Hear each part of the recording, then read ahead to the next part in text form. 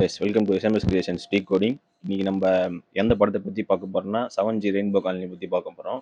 இது வந்து 2004 நம்ம செல்வராகவன் சார் எழுத்து மற்றும் இயக்கத்தில் நம்ம ரவி கிருஷ்ணா, சோனி அகர்வால் மற்றும் பலர் நடித்து நம்ம யுவன் மியூசிக்கில் நம்ம பாடல்கள் வந்து நம்ம மறைந்த கவிஞர் முத்துக்குமார் வரிகளில் வந்து வந்த ஒரு காவியம். இந்த அக்டோபர் 15 வந்துச்சுன்னா இந்த படம் ரிலீஸ் ஆகி 21 வருஷம் ஆக போகுது.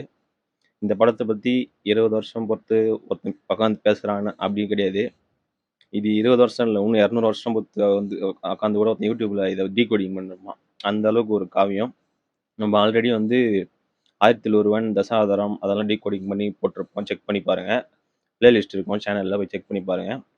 வாங்க வீடியோ உள்ள போகலாம்.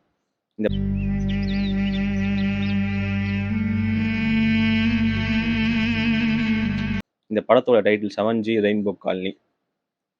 7 வந்து ஆல்பபெட்டிக் நம்பர் வந்து 7. அந்த ஜி வந்து ABCDEF.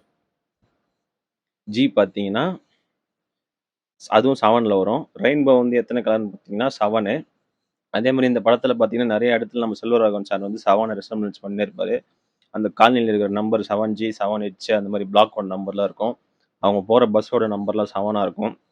அதே மாதிரி கதிர் வந்து ஓப்பனிங் சீனில் அனிதா இறந்துட்ட பிறகு அனிதாவை இருக்கிறாங்க அந்த ஆலோசினேஷனில் போய் பார்க்கும்போது டைம் பார்க்கும்போது ஃபஸ்ட்டு 2 மணின்னு இருக்கும், அப்புறம் 5 மணின்னு இருக்கும். 2+5 சேர்த்திங்கன்னா 7.